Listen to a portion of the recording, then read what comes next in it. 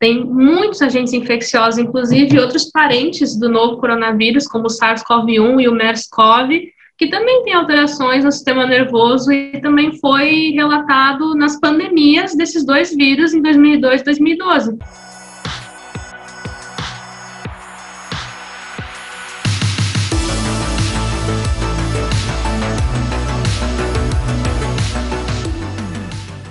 Olá, pessoal. Boa tarde a todos, todas e todes. Boa tarde, boa noite e bom dia, né? Dependendo do horário que vocês vão nos assistir. Então, hoje nós vamos conversar com a pesquisadora Melanie Dutra, da Universidade Federal do Rio Grande do Sul. Então, olá, Sara, tudo bem? Boa tarde, boa noite ou bom dia, Sara. Oi. Boa tarde, boa noite, bom dia, Boa tarde, pessoal. Boa tarde, Melanie. Boa tarde. Prazer imenso estar aqui com vocês. Obrigado. Muito obrigado. Então, Melanie, a gente começa a nossa conversa do canal pedindo para que o pesquisador, né, ou pesquisadora, fale um pouco sobre você mesmo. Ao invés de, por exemplo, a gente ler seu Lattes ou ler seu currículo, a gente gostaria que você falasse o que você acha pertinente sobre você mesma. Tá bom? Tá bom. Eu tenho formação na minha pós-graduação em neurociências e atualmente eu faço um pós-doutorado em bioquímica. Então, eu tenho uma pesquisa muito focada no desenvolvimento do sistema nervoso central, que começa ali na gestação, então tem um enfoque bem grande ali na gestação, mas também na vida pós-natal. Eu passei a estudar mais a interação com o sistema imunológico, especialmente nesse período do pós-doutorado, e trabalho com transtornos relacionados ao neurodesenvolvimento, né, principalmente transtorno do espectro autista. A minha pesquisa é uma pesquisa muito básica, né, não é uma pesquisa clínica, é uma pesquisa que visa entender como funciona os mecanismos que podem estar envolvidos nesse transtorno, que tipo de caminhos o neurodesenvolvimento pode tomar, o que pode também nos ajudar a entender toda essa neurodiversidade que nós temos, que é algo brilhante, né, de ser estudado e ser compreendido. Então, é uma pesquisa que ela é bastante rica nesse ponto, né, mesmo que ela não tenha uma aplicação clínica imediata ou direta, mas ela acaba fundamentando possíveis estratégias clínicas que possam ser feitas em cima desses resultados, né? Então, a minha pesquisa trabalha um pouco nesse sentido. Legal, que bacana. Assim, eu fiz uma rápida pesquisa sobre você e você tem uma formação básica em biomedicina, mas aí, por exemplo, você saiu da biomedicina e migrou para neurociência, né? Então eu vou reformular a pergunta, tá, Melanie? Você tem uma formação em biomedicina, só que daí você foi trabalhar com neurociência. Então, assim, o que eu ia te dizer é o seguinte, né? Então, em primeiro lugar, o que é biomedicina, né? E o que te levou, né, para esse caminho da neurociência, né? Na verdade, eu sempre trabalhei com neurociência junto da biomedicina. Eu faço parte de um laboratório de pesquisa desde o primeiro semestre da graduação em biomedicina. A biomedicina ela é uma graduação, uma área de atuação, de formação profissional muito abrangente. Ela abrange não só os conhecimentos da pesquisa básica e possíveis atuações em pesquisa e docência nessas áreas básicas da saúde, mas também múltiplos outras formas profissionais que nós temos aí disponíveis no mercado, né? Há biomédicos estetas, que trabalham em bancos de sangue, que estão envolvidos em circulação extracorpórea, que estão envolvidos em acupuntura, em N outras práticas voltadas para a saúde do indivíduo, inclusive de saúde pública, sanitaristas, auditoria, etc. Então, é uma graduação bastante ampla, né, que permite também uma pós-graduação muito ampla em alguns locais, e foi graças à biomedicina que eu pude ter o contato com a área acadêmica logo no primeiro semestre do curso e poder também ter tido a oportunidade de ingressar num grupo de pesquisa especializado em neurociências. Melanie, eu achei interessante que você contou, né, da sua trajetória. Aparentemente, a tua atuação, né, profissional, é meio diferente da ideia que a gente tem de um biomédico, médico no geral, né, que é mais voltado para uma aplicação clínica, talvez imediata, do seu fazer, né, mas a sua pesquisa é básica, né, é aquela coisa, né, talvez não espere uma aplicação imediata do que você pesquisa, né, são coisas que provavelmente que podem ter alguma aplicação no futuro, mas não imediata, né. Na verdade, não. Na verdade, existe uma ponte translacional muito grande entre a pesquisa básica e a pesquisa clínica, né? A gente tem algumas parcerias com pesquisadores clínicos que trabalham junto de nós num grande instituto de pesquisa, então a gente vive se conversando, vive trocando informações, resultados e propostas promissoras para que novos estudos clínicos possam ser elaborados em cima do que a pesquisa básica também tem contribuído. Então, não existe um abismo muito grande, aliás, não existe sequer um abismo entre pesquisa básica e clínica, fruto dessas cooperações translacionais. E Melanie, só para eu completar meu raciocínio aqui, qual seria a diferença básica entre medicina e biomedicina? Se é que existe uma diferença básica, se é fácil, né? Assim, traçar uma linha divisória. Bom, são áreas de atuação completamente diferentes. O médico, ele tem uma atuação muito forte na assistência terapêutica, na assistência diagnóstica dentro de centros de saúde ou centros clínicos particulares. É ele quem faz toda essa análise do paciente, dos quadros clínicos, enfim, tem N possibilidades que o médico pode ter, desde a área clínica até a área cirúrgica, enquanto que o biomédico ele tem uma atuação muito mais voltada dentro de laboratórios ou dentro de clínicas voltadas para a saúde, como estética, por exemplo. Então, não teria uma atuação como o médico tem de realizar diagnósticos clínicos e fazer essas intervenções diretas ao paciente, nesse caso, né? É uma atuação que abrange outras áreas, né? E que também tem outros propósitos dentro desse contexto.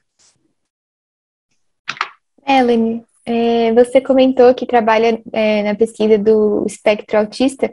Como que é essa relação da biomedicina com o espectro autista? Como que está sendo a sua pesquisa? Qual é que está a sua situação atual e essa relação entre os dois? Bom, assim como qualquer outra área de estudo, né, a biomedicina consegue caminhar em todas essas linhas de pesquisa, não somente a minha, mas de várias outras, por ser uma disciplina, uma graduação que abrange muito as ciências básicas da saúde no currículo, né? Então, é algo bastante tranquilo de transitar, fruto de toda essa bagagem que a gente tem desde o início da graduação. Em relação à minha pesquisa, eu fiz uma extensa análise no doutorado em relação a alguns fatores relacionados ao processamento sensorial em um modelo animal que induz alguns comportamentos e características do tipo autista, mas que definitivamente não representa de nenhuma forma esse transtorno, que é extremamente complexo e extremamente único. Então, são algumas características que são induzidas para estudar os mecanismos neurais que podem estar levando a essa manifestação que a gente vê no comportamento. Então, eu estudei muito essa parte do processamento sensorial, nesse caso, ali no meu doutorado, e trouxe resultados muito interessantes que originaram outros projetos de mestrado, de doutorado de outros alunos para continuar esses experimentos. Só para completar aqui, foi de um pouco tempo para cá, não sei, que eu tive conhecimento de uns 10 anos para cá, talvez menos, que a gente parou de usar o termo autista e começou a usar o espectro autista, né? Foi meio que recente que isso veio para o grande público, assim, não sei se para quem estuda essa área sempre teve essa nomenclatura e agora que está disseminando, mas por que teve essa diferença? Por que é assim, né? Por que a gente fala assim, não agora, né, mas está sendo mais usual esse termo de espectro autista? Esse termo ele veio com a versão revisada do DSM-4, que é um manual muito importante para o entendimento e diagnóstico de algumas doenças e transtornos relacionados ao sistema nervoso. Então, com essa atualização, veio essa questão de entender o autismo como um espectro, uma vez que muitos indivíduos vão ter manifestações diferentes desse transtorno. Tem indivíduos que têm um espectro muito mais brando, onde a o impacto na qualidade de vida é muito pequeno ou é muitas vezes mínimo, dependendo de alguns casos, enquanto que eu tenho outros casos em que esse impacto vai ser maior, onde essa pessoa pode ter também um prejuízo na sua qualidade de vida fruto das alterações, né, que ela pode apresentar, como, por exemplo, aquelas pessoas que têm, por exemplo, crises convulsivas muito frequentes, que acabam impactando diretamente a sua qualidade de vida. Isso é um exemplo de um espectro que pode estar um pouco mais, de uma criança, de um indivíduo que pode estar num ponto um pouco mais voltado para o espectro mais sério desse caso. Então, essa nomenclatura de espectro foi muito importante de ter aparecido, porque ela representa essas múltiplas formas que o autismo pode se manifestar nesses indivíduos. Anne, pegando um gancho nessa pergunta, me ocorreu, né, dentro da questão do espectro do autismo, a síndrome de Savant faz parte do espectro autista? Pelo que eu vi, assim, né, do DSM, nas vezes que eu me atualizei sobre isso, seria uma outra questão, né, o que seria um pouco parecido, mas na verdade não tem muitas características parecidas, seria a síndrome de Asperger, né, que muitos indivíduos que têm certas aptidões que a gente conhece, até mesmo da história, né, eram indivíduos que poderiam, né, ter o diagnóstico de síndrome de Asperger se esse diagnóstico tivesse sido dado naquele momento, né, utilizando os preceitos que nós temos hoje. Então, eu imagino que a síndrome de Savant, ela pode ser algo que tem alguma relação, mas que não está necessariamente pertencendo a esse espectro, mas vou ficar em falta com essa informação, porque eu particularmente não estudo síndrome de Savant, então não tenho conhecimento sobre isso. E pegando um gancho nisso também, assim, porque eu fiz essa pergunta tentando entender a questão do autismo, né? Então, por exemplo, como que eu consigo caracterizar o autismo, por exemplo, dentro desse espectro que você está falando? Quer dizer, deve ter algumas características comuns para eu saber, por exemplo, esse aqui é um autista, sei lá, de um certo tipo, e aquele lá é um autista de um outro tipo, né? Eu queria só saber. Não é muito adequado fazer uma caracterização de tipos, né? A gente primeiro precisa entender que existe uma grande neurodiversidade presente na nossa espécie e que mesmo a pessoa se enquadrando ali em autismo, é importante a gente também ter essa conversa com essa pessoa para entender como ela se percebe diante de tudo isso. Então, partindo do pressuposto, pegando realmente ali a questão de como tu caracterizar que a pessoa pertence a qualquer ponto do espectro, é preciso que ela apresente pelo menos alterações em 2 campos de comportamento. Primeiro seria nas interações e comunicação social, e também a presença de comportamentos repetitivos, estereotipias, coisas dentro desse sentido. Então, a presença desses 2 componentes que têm que estar presentes ali naquele momento do diagnóstico e são pertencentes ao longo da vida do indivíduo, fazem com que a pessoa possa entrar, então, dentro do espectro do autismo. Aí você vai avaliar o grau de intensidade com que essas alterações estão presentes, o quanto que isso impacta ou não a vida do indivíduo, e comorbidades que também podem estar aparecendo naquela pessoa. 30% das pessoas que têm o diagnóstico de autismo têm, por exemplo, epilepsia, crises convulsivas, mas tem um monte de outras pessoas que não têm. Algumas pessoas têm alterações sensoriais muito mais proeminentes que outras. Então, tu vai investigando essas comorbidades associadas a esses 2 domínios importantes, que são eles realmente os responsáveis por auxiliar no diagnóstico, que é basicamente comportamental do autismo. E Melanie, bom, eu não sou da área, né, então eu sempre ouvi ao longo do tempo que não se sabe exatamente a origem do autismo, né, do espectro autismo, se é uma coisa genética, se é interações sociais ou algum má desenvolvimento, sei lá, na gestação, alguma coisa do tipo. Já se sabe com uma precisão maior hoje em dia qual a origem do espectro autista? Não, isso é inclusive um dos focos da nossa pesquisa também. O que se sabe é que existe a interação entre fatores genéticos e fatores ambientais de risco que estão relacionados também a um risco maior da pessoa ter um diagnóstico de autismo na vida pós-natal. Então, não tem, né, como fazer um mapeamento para diagnosticar se aquele indivíduo está no espectro autista ou não. É uma análise mais comportamental mesmo que tem que ser feita, né? Não pode, se for isso, não pode ter algum equívoco, talvez, assim, se for um espectro mais baixo, talvez não fica uma coisa meio, não duvidosa, mas assim, meio difícil de ter certeza de que é um autismo ou de que é alguma outra síndrome ou alguma outra questão? É claro fazer? Com certeza, existem síndromes e transtornos que têm comportamentos sobrepostos ao autismo e, com certeza, torna um desafio o diagnóstico que é puramente comportamental, pensando nesse aspecto. Então, é importante, né, ver a história clínica dessa pessoa, como é que foi os primeiros momentos da infância, da vida dela, para poder ter uma percepção maior sobre esse cenário. É por isso também que muitas vezes o diagnóstico do autismo é tardio, e isso é importante, especialmente no caso de implementar alguma estratégia ali cedo da vida, né, que possa auxiliar no desenvolvimento dessa pessoa.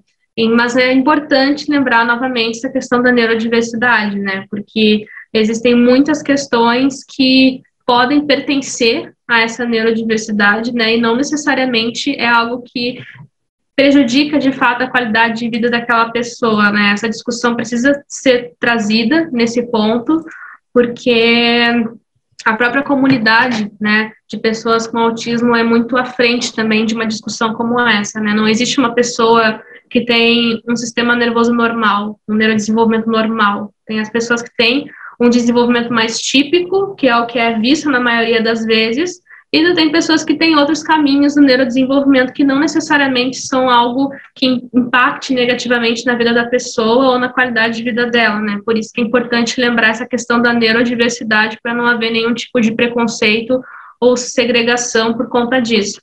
Mas dentro dessa questão do autismo, pensando em diagnóstico, pensando no transtorno, existe essa questão e é por isso que nosso grupo também busca a investigação de marcadores que possam auxiliar nesse diagnóstico molecular, juntamente desse diagnóstico comportamental e, se possível, de forma mais cedo, precoce, assim, cedo possível da vida.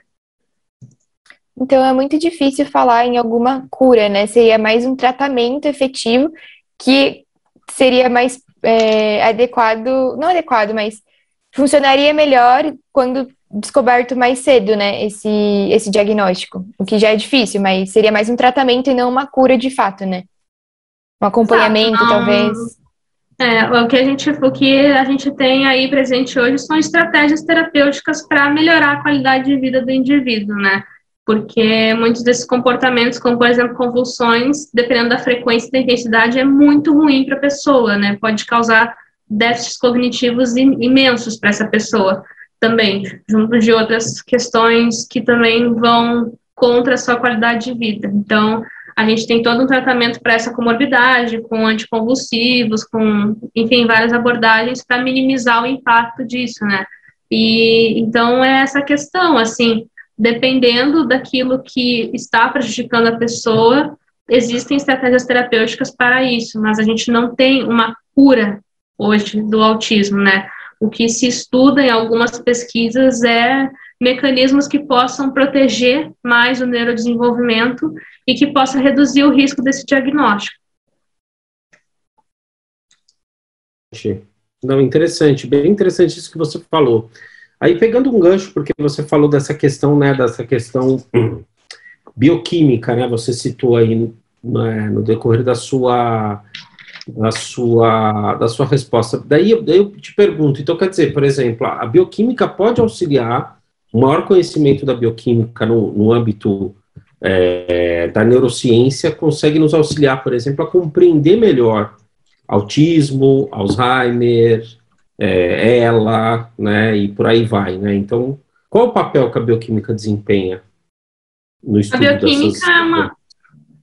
A bioquímica é uma ciência que estuda os processos biológicos, especialmente aqueles relacionados aos processos metabólicos, que estão envolvidos em todas essas condições citadas por ti e muitas outras. Então, é uma ciência muito ampla e que pode nos ajudar a entender os processos químicos que são realizados no corpo que estão alterados durante essas condições e podem fornecer propostas terapêuticas, alvos que possam ser interessantes para desenvolver novos remédios em cima desses alvos para atuar nessas rotas e tentar estabilizá-las, fazê-las voltar ao estado mais fisiológico, o estado não patológico nesse caso. Melanie, queria te perguntar um pouco especificamente sobre como você faz pesquisa, né, na neurociência, né? Você falou que pesquisa o desenvolvimento do sistema nervoso central e tal, em pré-natal e depois pós-natal. Como é que é feita essa pesquisa? Como é que a gente pesquisa o sistema nervoso central? Você de alguma forma invasivo no indivíduo? Em laboratório, analisando comportamentos? Como é que se faz pesquisa nessa área? Então, eu trabalho muito, pelo menos antes da pandemia, trabalhava muito em laboratório, trabalhava com modelos animais, então trabalhava principalmente com roedores, né? Já trabalhei com camundongo, com rato, tem colegas que trabalham com outros modelos, com outros animais.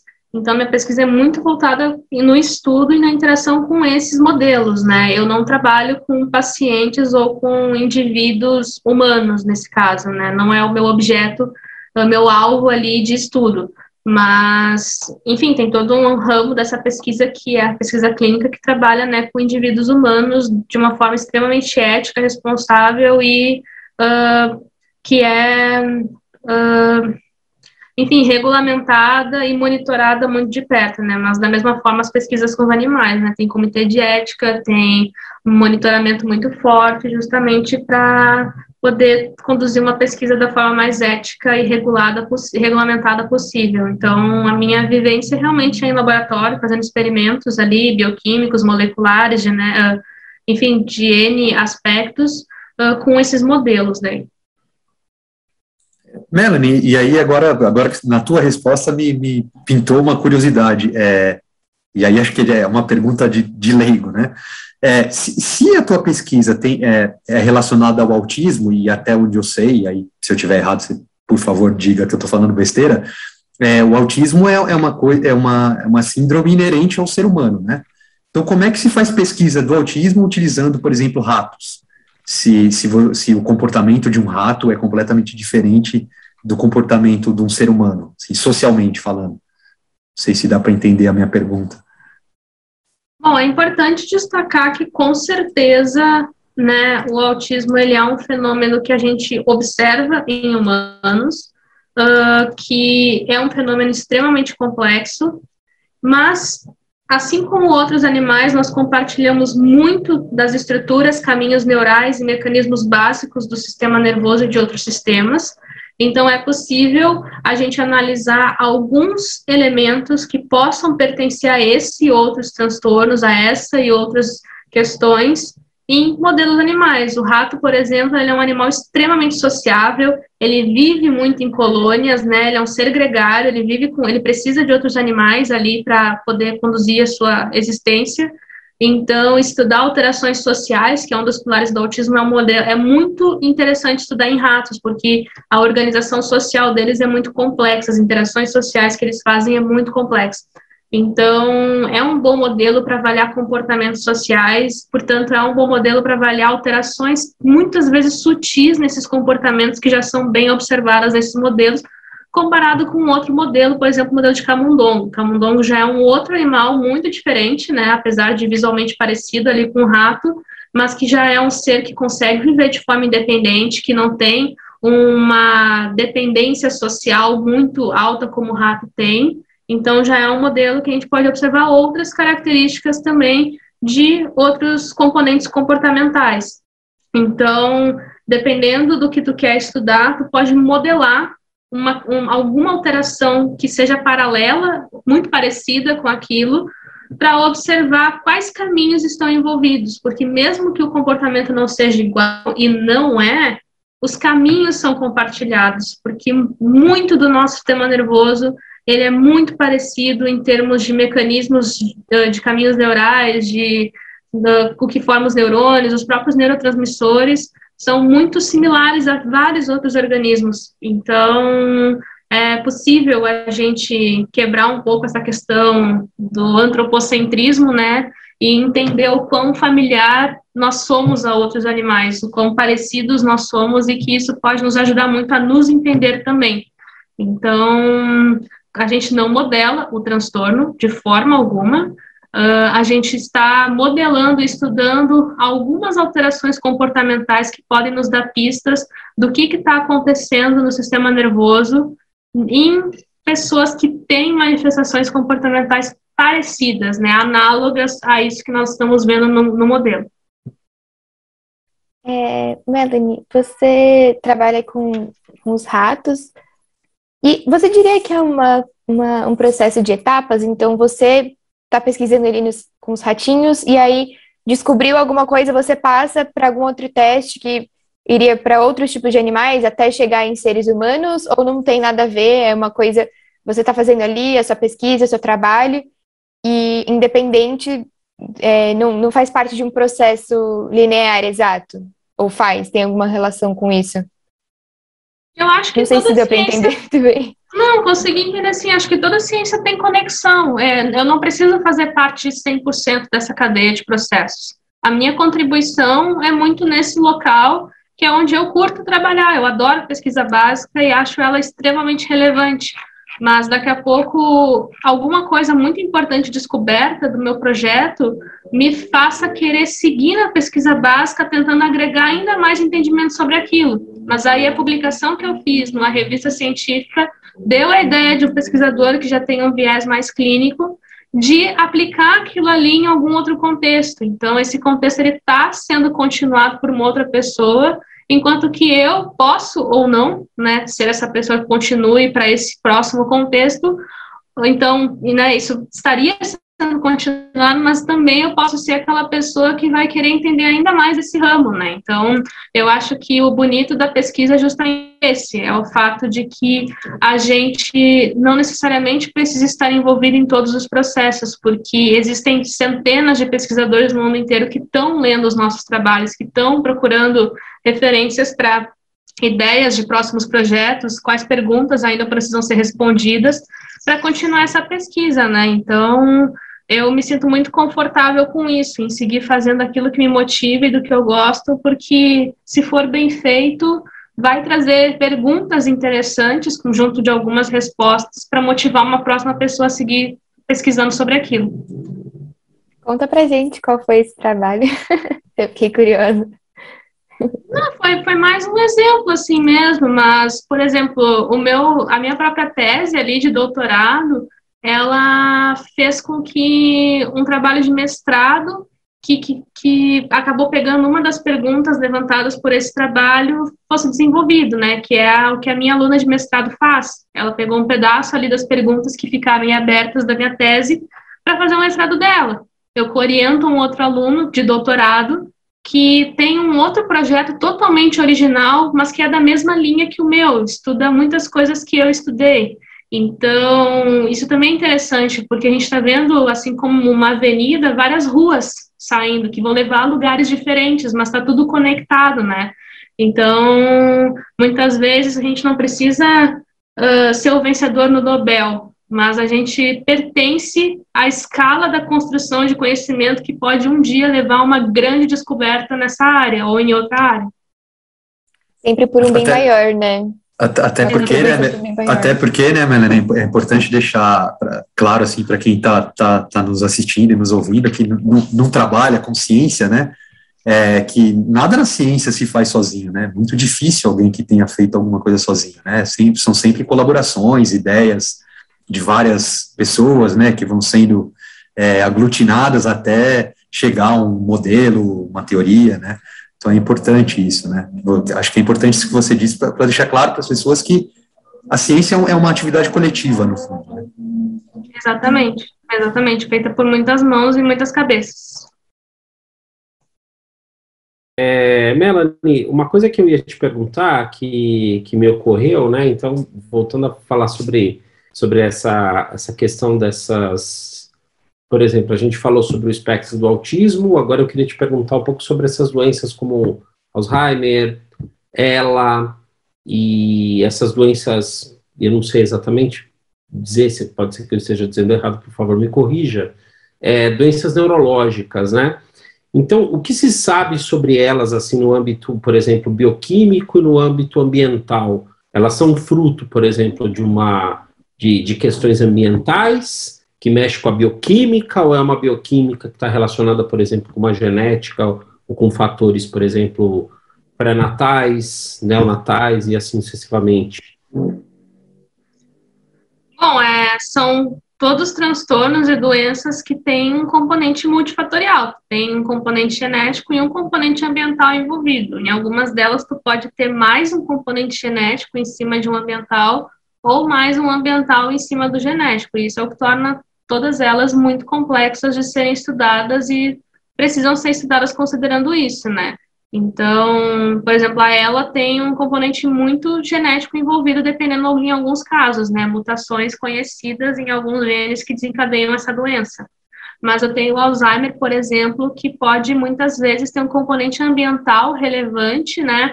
Associado muito mais forte do que um componente genético, por exemplo, dependendo do caso. Existem também aqueles casos de Alzheimer familiar, né? Que se manifestam muito cedo e estão muito presentes na história de uma família.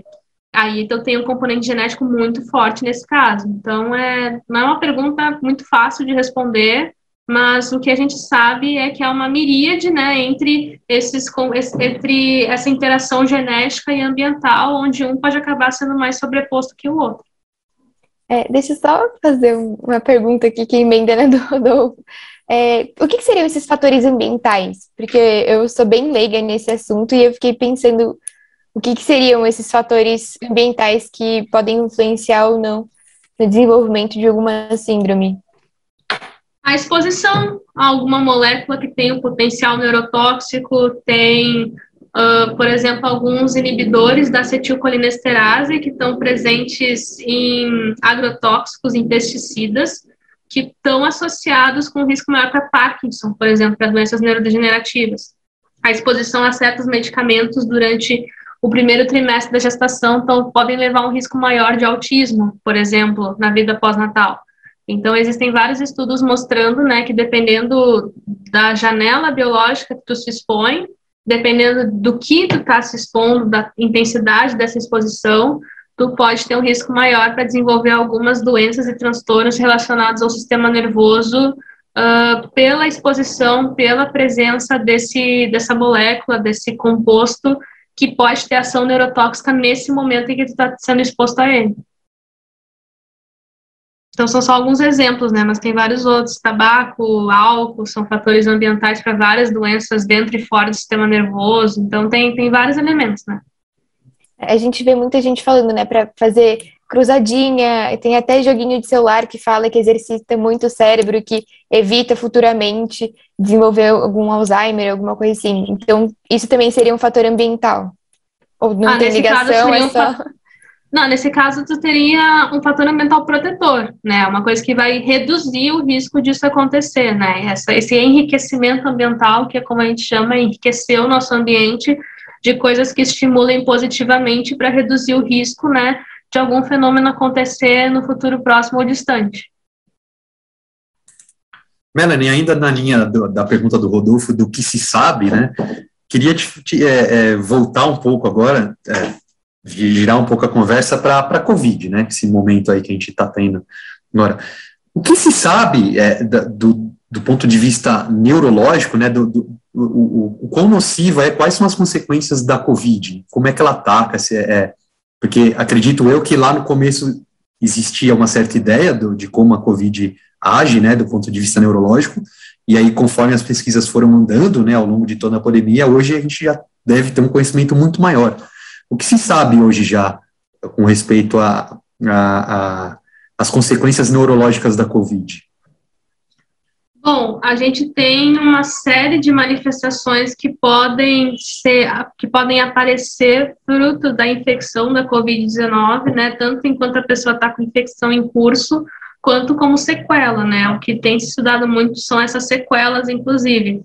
Várias questões cognitivas estão envolvidas, como falta de atenção, ansiedade, aquele brain fog, né, aquele enevoamento, assim, do sistema do cérebro, que é quando a pessoa, ela acaba não conseguindo manter certas linhas de raciocínio, é como se realmente ela perdesse o fluxo ali de um raciocínio, de um pensamento, né, tivesse dificuldade de se concentrar em fazer determinadas tarefas cognitivas.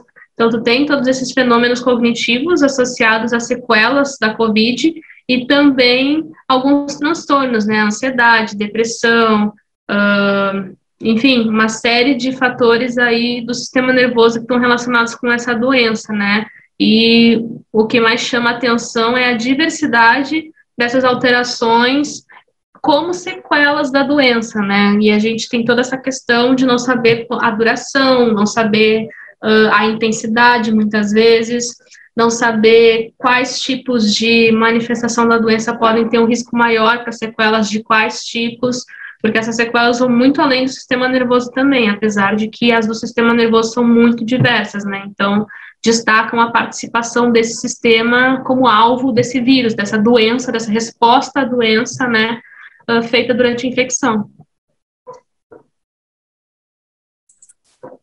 E assim, nesse sentido, o Covid é diferente dos outros vírus,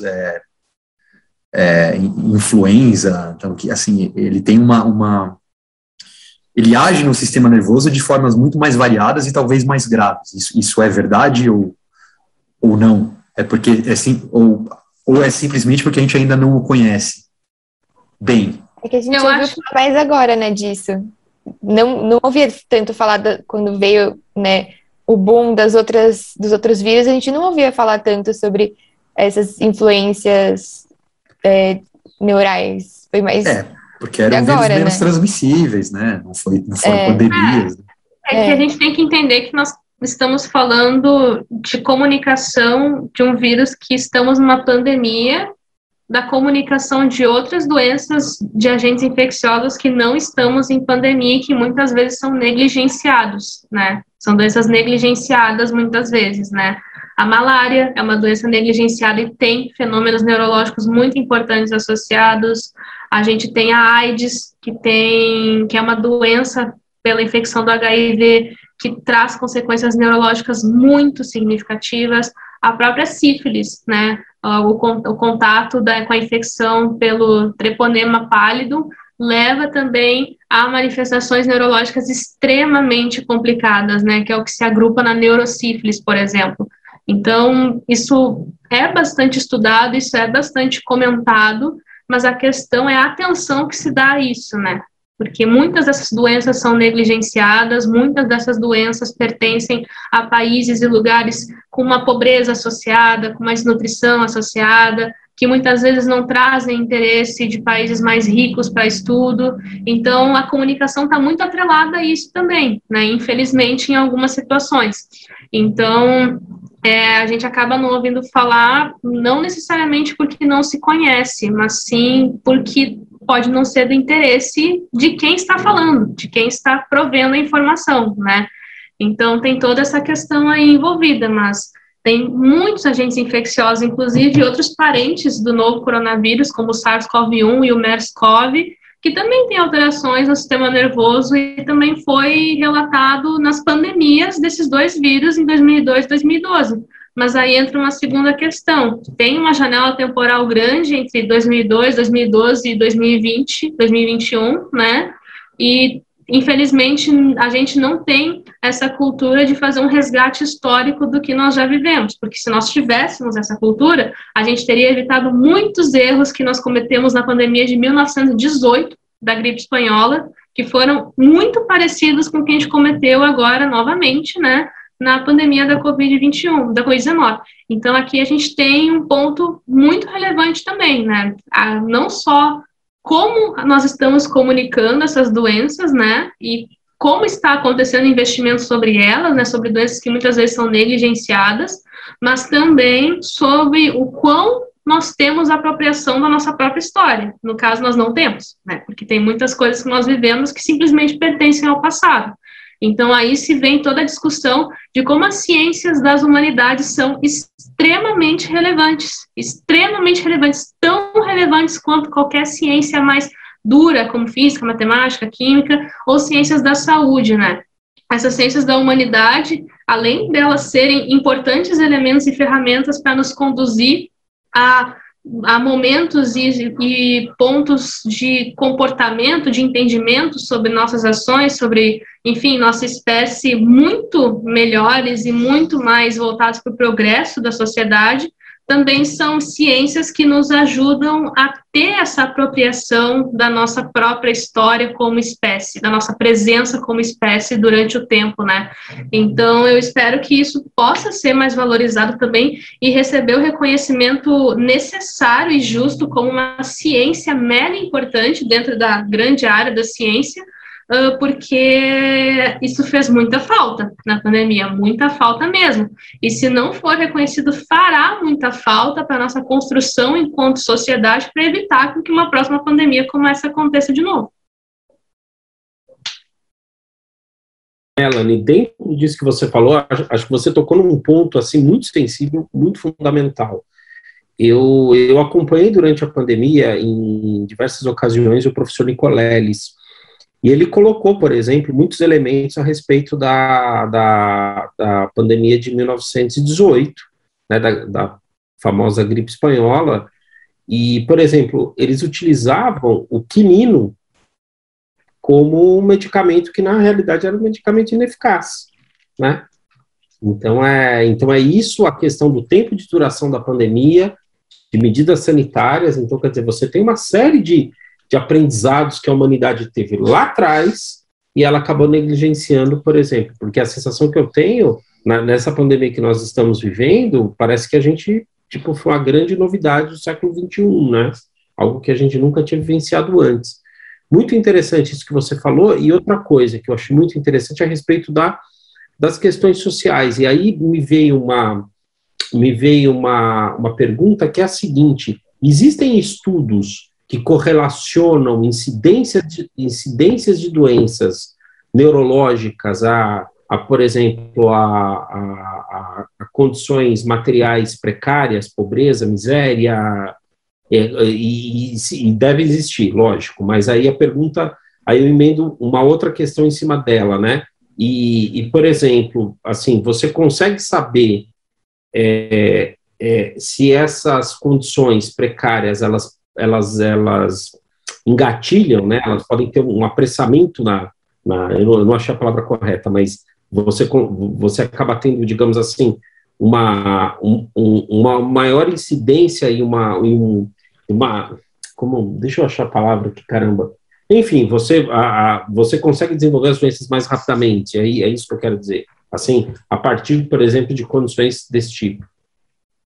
Bem, existem sim essas pesquisas investigando fatores assim socioeconômicos, políticos, demográficos com a incidência de algumas doenças. Existem já relações estabelecidas e também existe uma relação sobre isso, né, de aumentar o risco, né, a frequência também com que essas doenças podem aparecer nessas populações, né. Então tem muito estudo acontecendo nessa área também.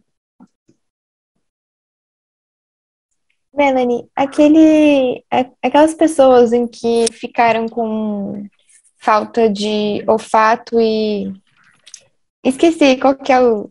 Paladar. De sentir... Paladar. Isso. Isso é um problema de neurotransmissores, de não conseguir fazer a ligação? Ou foi uma coisa mais física mesmo, do próprio nariz e da boca? Isso... Porque teve gente que voltou a sentir logo em seguida, tem gente que até agora não está sentindo, assim, pegou há muito tempo atrás e até agora não voltou a sentir. Você tem uma noção disso? Eu não sei nem se você conseguiria responder essa pergunta. Enfim, dentro dessa questão, tem muitas questões sendo especuladas, sendo estudadas, né, nessa questão da perda do olfato, porque pode, inclusive, ser um dos caminhos que o SARS-CoV-2 pode estar pegando para fazer a sua infecção no sistema nervoso, o olfato, né? Essa questão do nariz ali, onde a gente tem mecanismos importantes para o olfato. Então, pensando nisso, é possível, sim, que a gente tenha alguma questão envolvida com neurotransmissores, com a própria integridade dos neurônios envolvidos nesse processamento, tanto a nível ali do bulbo olfatório, que fica próximo aqui na região do nariz, mas também a nível central, né? A nível onde nós temos ali o processamento, a interação com outras regiões. Então, é possível, sim, haver esse tipo de questão envolvida, porém, é algo que precisa ser ainda muito melhor entendido e estudado para que a gente possa, né, ter um entendimento melhor. Pode falar, Cine. Não, vai, continua. Eu ia perguntar, acho que seria mais uma especulação mesmo, tá muito cedo, acho que para ter algum tipo, não sei, né, de resposta. Assim, futuramente, existe algum sintoma, esqueci a palavra, algum efeito da Covid que lá na frente vai ser descoberto, vai dar para diagnosticar? Então, deixa eu explicar melhor a pergunta. Quem pegou sequela, Covid agora tem algumas... sequela, isso. Não se desenvolveu agora, não se mostrou agora a sequela, mas futuramente, sei lá, daqui 5 anos, assim, pessoas que pegaram Covid lá em 2020 estão apresentando quadros assim, tal. E aí, sei lá, alguma sequela específica, talvez muito forte ou muito fraca, mas não que seria de pronto diagnóstico agora, que viria a apresentar depois, talvez por conta de de exposição com outro fator ambiental, alguma coisa assim, ou não? O que teria para ter sequela da Covid já se mostrou agora, tal, é isso que a gente está vendo, por mais que seja muito amplo, ou será que lá na frente vai aparecer mais alguma coisa assim, que só ao longo dos anos foi possível diagnosticar ou surgiu? Por exemplo, lá na frente, assim, muitas pessoas com Alzheimer agora foram pessoas que pegaram Covid lá atrás. Será que seria possível alguma coisa assim? É possível, é bastante possível, né? A gente sabe que essa relação com agentes infecciosos também pode estar envolvido em algumas doenças aí, né? Então, não sabemos ao certo se isso de fato vai acontecer, mas por a gente ver em outras condições, é bastante possível que a gente possa estar vendo isso em algum momento, e é por isso que esses artigos que estão saindo agora são tão relevantes, né, dentro desse contexto, para que a gente possa seguir esse acompanhamento e poder fazer essas associações, né, se forem de fato confirmadas, né, se realmente a gente vê um aumento da incidência um tempo depois, por exemplo, da pandemia, para poder observar essas relações. Então, sim, infelizmente é uma preocupação muito grande, porque é bastante possível que isso aconteça. Mais uma preocupação, né? Já dá medo da Covid agora e ainda tem que ficar pensando lá para frente. Exatamente. Melanie, a gente já está quase caminhando para o fim, né? Então eu queria te fazer uma pergunta, pensando até na tua resposta com relação aos erros que a gente, sei lá, talvez como humanidade cometemos nessa pandemia, né? Com relação ao que a gente não aprendeu nas pandemias passadas. O que é muito curioso é que a gente está cometendo esses erros hoje num mundo onde é muito fácil informar, onde você pode pesquisar sobre qualquer coisa em qualquer lugar, em qualquer momento. E aí, nesse sentido, eu queria te perguntar como é que você, desse ponto de vista de comunicar a ciência, né, que você falasse um pouquinho sobre o seu trabalho de divulgação, como é que surgiu a sua ideia, qual é o teu objetivo, e a importância que você dá para esse tipo de iniciativa, né, de comunicar a ciência de alguma forma. Bem, eu acho que ficou muito claro durante a pandemia a relevância de uma boa comunicação em ciência, né, num tempo de crise, num tempo tão complicado como foi esse momento. Ao mesmo tempo, eu também vejo com um pouco de preocupação como isso vai ser conduzido daqui em diante, né. Eu espero que a gente veja e tenha o entendimento de que é importante ter cientistas falando sobre ciência nos meios de maior acesso ao público geral, como TVs, rádios, jornais, que a gente possa, quando for possível, quando for seguro, poder ativamente e presencialmente alcançar periferias e regiões onde esses meios muitas vezes não alcançam, porque o conhecimento ele é uma ferramenta que deve pertencer a todos, e o objetivo da comunicação científica é democratizar esse acesso, é fazer com que a pessoa possa usufruir de conhecimentos extremamente novos e que, mesmo tendo uma dificuldade e dados muito complexos agregados a ele, que a gente consiga colocar em palavras, em termos em que seja familiar e acessível para essas pessoas, né? Porque todas elas têm não um merecimento, mas, enfim, é um dever da gente levar, de nós como cientistas, tornarmos esse conhecimento partilhado por todos, né? Então, eu espero que isso siga, né, depois da pandemia, porque vai ser uma ferramenta essencial para evitar com que a gente entre em situações como essa.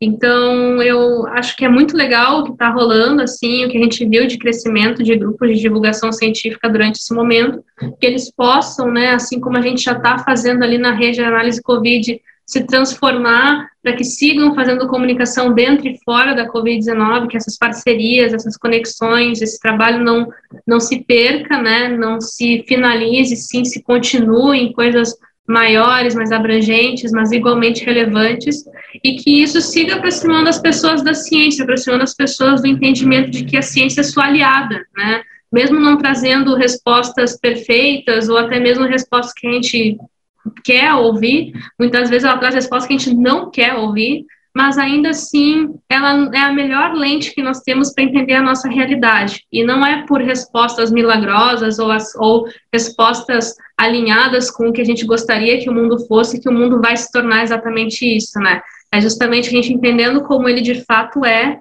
que a gente consegue entender onde é possível transformá-lo, para daí trazer essa realidade mais próxima do que nós gostaríamos de viver enquanto sociedade, né? Então eu acho que essa divulgação, ela tem muito esse papel, ela tem muito esse objetivo, e é uma coisa que precisa ser construída. Da mesma forma que é preciso investir em ciência, também é preciso investir ainda mais, cada vez mais também nessa divulgação científica, e que seja uma pauta permanente, né, em todos os indivíduos e autoridades que vierem representar cargos na sociedade que visam o progresso da mesma sociedade. Eu acho que um ponto... Fala, pode falar. Não, conclua, professor. Não, só para uma observação, né, que e aí, não sei se você concorda, mas assim, principalmente agora no período de pandemia, está havendo um crescimento da divulgação científica, né, como um todo, isso é perceptível. Isso também é bom para deixar de ser um tipo de atividade que às vezes gera um preconceito até mesmo dentro da academia, né? Porque até muito pouco tempo atrás, divulgar a ciência era uma tarefa menor, né, dentro da academia. Talvez, sei lá, a pessoa que não publica sai falando sobre ciência, ou fica dando palestra, né? A gente escuta isso às vezes, né, dentro da academia. Então, acho que esse momento é importante também para mostrar isso, né? Que é um trabalho tão importante quanto o fazer ciência é divulgar a ciência, né? A gente ficou em choque com as fake news, aí tá todo mundo, não, pelo amor de Deus, vamos dar um jeito nisso aí. Pois é. Pode falar, né? Não, eu concordo com vocês, é muito sobre isso, né, é complicado, mas é algo que nós temos que seguir, né, seguir combatendo, seguir fazendo e lutando, né, porque elas vão permanecer mesmo depois da pandemia, mesmo depois de tudo isso, a gente ainda vai ver fake news sendo criadas, das coisas mais absurdas possíveis. Então, isso precisa ser combatido, porque isso não traz nenhum benefício para a sociedade, né? Isso claramente atende aos interesses de uma pequena parcela dessa sociedade, sabe Deus por quais interesses são esses, mas, independente de não saber os interesses, eu tenho certeza que não vai ao benefício da sociedade, né? Então, é importante que essas fake news sigam sendo combatidas, porque elas já existiam antes da pandemia e vão continuar existindo depois, mas a questão é que nós temos que seguir seguir no combate a elas, sempre tentando entregar o máximo de ferramentas possíveis para a própria sociedade se proteger nesse caso. Sim, sem dúvida alguma, isso é fundamental na realidade. Acho que, dentre outras coisas, o papel da divulgação científica é chamar atenção, né, atrair o interesse e mostrar que, por exemplo, o conhecimento é fundamental. No mundo atual, o conhecimento é fundamental e preferencialmente acessível a todos, né? A gente precisa difundir isso, digamos assim, da melhor maneira possível, de uma maneira, de forma que todos tenham acesso. Melanie, então a gente está caminhando para o nosso final e nós temos aqui no nosso canal, a gente tem uma tradição que é o seguinte: a gente pede uma dica de livro, de filme ou série, música, banda ou álbum, tá certo? Que necessariamente não tenha nada a ver com a sua área de pesquisa, porque a gente tem essa coisa de mostrar que nós cientistas somos seres humanos, né? Que gostamos de diversas coisas também. Então é isso que a gente pede para você, por favor. Bom, de livro, eu recomendo um que eu estou lendo nesse momento, que é muito bom, que é O Último Abraço da Matriarca, que é um livro de um cientista, né, de um primatólogo, que ele analisa os últimos momentos de um primata, né, a mama, um símio, que tinha um impacto muito forte na sociedade que ela vivia, né? Ela realmente era uma sociedade matriarcal, porque ela resolvia todos os conflitos dos símios daquela sociedade, ela tinha um engajamento muito legal, assim, é muito legal ver ele falando sobre ela, porque, enfim, quebra muito essa questão antropocêntrica e nos faz ver como os animais podem ter comportamentos muito complexos, né, e não necessariamente exatamente iguais aos nossos, mas são capazes de sentir empatia, são capazes de sentir luto. É muito bonito ver a forma como ele retrata essas relações, porque é um olhar para como a gente também se relaciona, né. Então vale muito a pena ler esse livro, é um livro bem legal, não é um livro científico, assim, no sentido de técnico. É um relato, né, de um cientista que está avaliando os últimos momentos de vida de uma matriarca que foi muito importante para muitos colegas, muitas pessoas da sociedade dela. Então esse é o primeiro livro que eu recomendo, junto com O Mundo Assombrado pelos Demônios, do Carl Sagan, que para mim é leitura obrigatória em tempos de negacionismo, né, é um livro muito bom também. De série, eu acho que eu recomendaria... o filme também. Série, acho que eu recomendaria Westworld, que é uma série que eu sou apaixonada. É uma série da HBO, mas dá para baixar os episódios e tudo. Que é muito boa também, que fala muito dessas relações, né, entre pessoas, né, humanos com IAs, com inteligências artificiais altamente complexas, e que, enfim, tem uma apresentação muito antropomórfica, né? São robôs tipo humanoides, assim, mas que tem uma inteligência mega complexa, assim. Tem várias questões envolvidas nessa relação. E deixa eu ver que mais filmes, livro, série. Não, essa é a série que eu tô falando. Agora é filme. Música. Filme.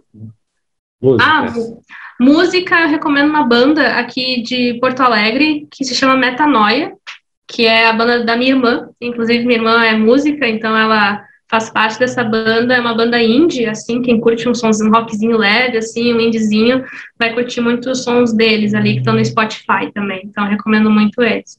Bom, vocês viram que, né, eu sou cientista, mas eu gosto de consumir coisas de comportamento, né?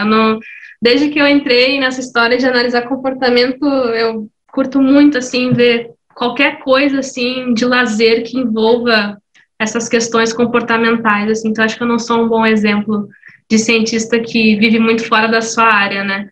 Mas, enfim, nem todos os cientistas são que nem eu, graças a Deus. Então, né? E só uma observação, Melanie, ontem eu dei uma aula aqui na Unifesp porque eu indiquei para meus alunos O Mundo Assombrado pelos Demônios. Eu acho que todo mundo que tem a vida ligada à ciência de alguma forma tem que ler esse livro em algum momento da vida. Ele é muito bom. Então, a sua recomendação eu acho excelente. Coisa boa, feliz. Legal. Então, pessoal, a gente vai encerrando a nossa conversa. Gostaríamos de agradecer demais a Melanie pelo tempo dela. Ela é uma pessoa extremamente ocupada. Nós tivemos uma imensa oportunidade aqui, nós aprendemos diversas coisas com ela, né? Então, fascinante o universo da neurociência, né, nas suas diversas facetas. A Melanie nos deu essa oportunidade. Gostaria de agradecer, Melanie, muito obrigado pela conversa no canal. Muito obrigado, Senise, muito obrigado, Sara.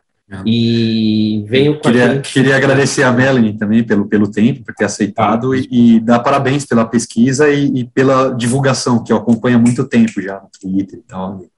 É muito importante. Agradeço, muito parabéns, obrigada. Né? Eu Muito também obrigada. queria... Ai, pode falar. Não, só agradecendo mesmo, pode falar. Eu queria agradecer, né, óbvio, pela conversa, e tanto por falar dessa pesquisa, mas também pelas falas super importantes de como a gente está vivendo hoje, os tempos que a gente está vivendo hoje. Acho muito importante quando a maioria dos convidados acabam falando isso, e eu fico muito agradecida que parece que estamos todos alinhados com essa questão da importância da ciência e como os dias de hoje estão abrindo os nossos olhos para situações muito, eu diria, absurdas, né, mas... Então, muito, muito obrigada, Melanie. Eu que agradeço, pessoal, fico à disposição, e queria agradecer muito também o espaço, né? Para mim é muito importante também poder estar aqui divulgando o que a gente tem feito ali no grupo e também enquanto divulgação, né? Através desses espaços que a gente consegue se conectar com mais pessoas. Então, muito obrigada mesmo. Muito obrigado, então, pessoal. Melanie, muito obrigado. Pessoal, nos sigam, curtam, compartilhem e venham conosco nessa jornada. Tchau. Tá, tchau, gente. Obrigada. Tchau.